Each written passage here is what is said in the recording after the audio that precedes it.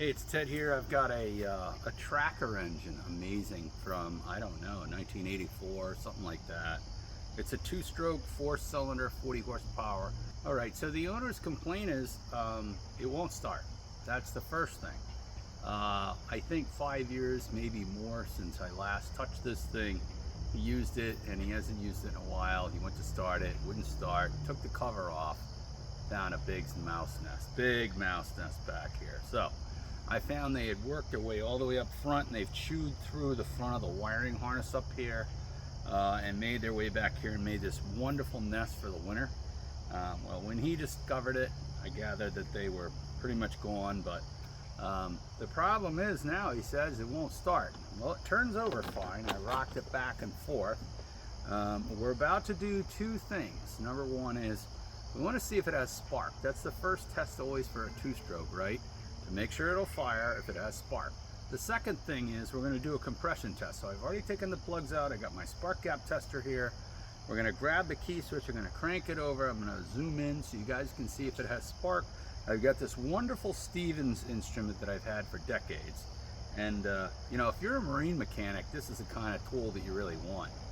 It's just perfect for this application because what it does, it allows me to test spark in all four cylinders simultaneously. So if it has any spark, you'll be able to see it on the video, and that's that whitish blue flash is what I'm looking for, the intensity of the spark, 10,000 volts plus.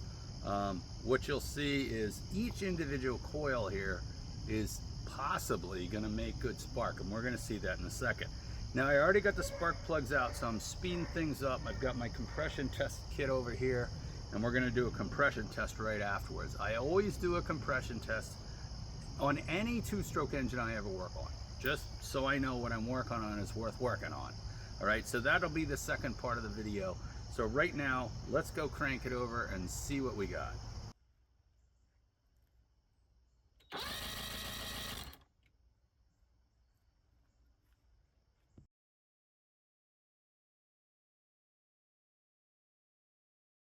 There it is. All right. One more time. All right, let's see what we got. There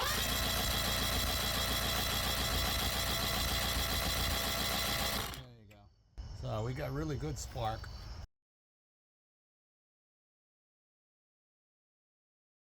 All right, pressure test cylinder number 1. 125, that's about as good as it's gonna get. That's like brand new. Pressure test number 2 coming up. Cylinder number 2.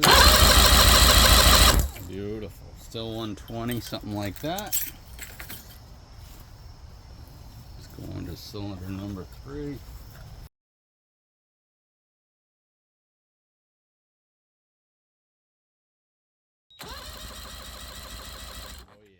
That one's still 110. A little lower, but not bad, especially not running, and it hasn't run in a while, so the rings may be a little bit unseated. Not concerned.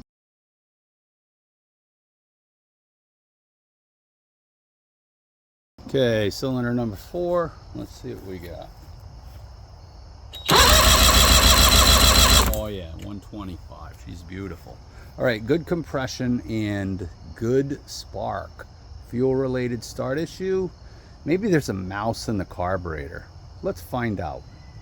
We also have one other issue here. Okay, we're going to do the second and third cylinder again just because I want to make sure that I got the right value. All right, and that one is around 125, 120. I got to change the O-ring and it's leaking a little bit after all these years. So 120 for the second cylinder, 125 for the top cylinder. It's amazing, this engine must not have a lot of hours on it, and you know why? Because it's a bass tracker. This is actually probably an engine off of a bass boat, and it's in, looking at it, I mean, now that it's in salt water, it's getting cooked. You know, it just gets rusty and corroded, but realistically, this thing's like brand new after all these years. And this starter is dated 725.94. So this is probably a 1994 engine. And back then, it's a fun thing that they actually dated the starters. So you get a kind of a history that it's 2024. So this engine's 30 years old. That's amazing this thing's in this kind of condition. All right, so let's see what that 3 is. 3 was the low one I didn't like, and I just reset it, so let's go. Yeah, 110. That one's, you know, 15 PSI off. That one's just a little low. So, you know, we'll put some ring free through this thing heavily, and we'll run it after we figure out why it doesn't start. And we'll flush that through it and let it sit, and then we'll start it up again and clear it out, and then we'll see what the compression is again. But 110's not bad. And I know the bottom was 125, so 110, 125. So 120, 120, 125 should I say.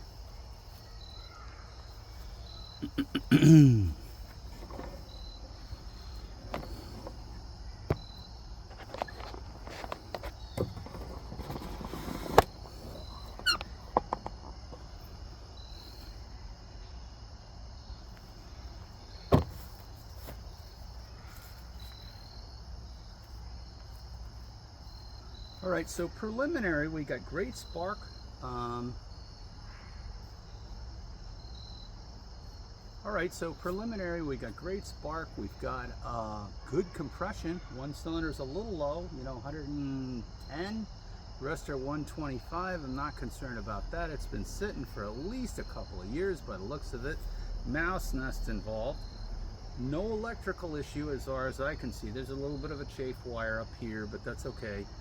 It did not get through the insulation. I always look for anything through the insulation, then you got issues. Then you got to start cutting into the harness, and you got to start shrink wrapping both ends.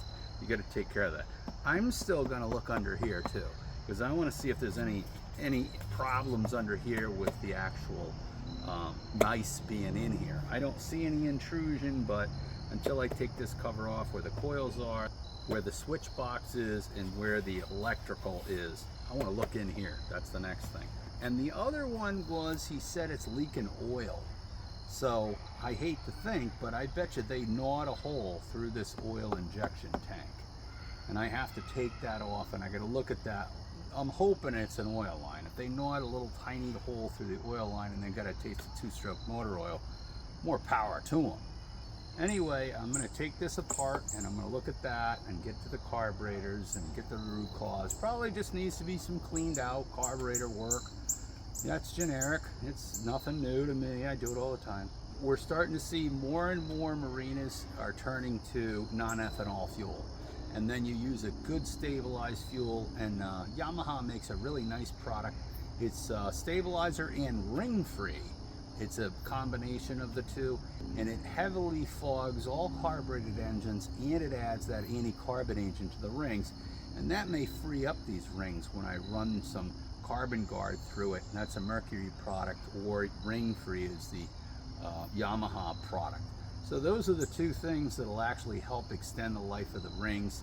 Carbon builds up, low octane fuel, low quality oil, stale fuel. Those are the things that really start to make the rings stick with a little bit of carbon on them, and then scores the cylinder, scores the piston, and then you need another engine. So for the age of this, 30 years old, I'm ready to work on this, get this thing running, have him go back fishing.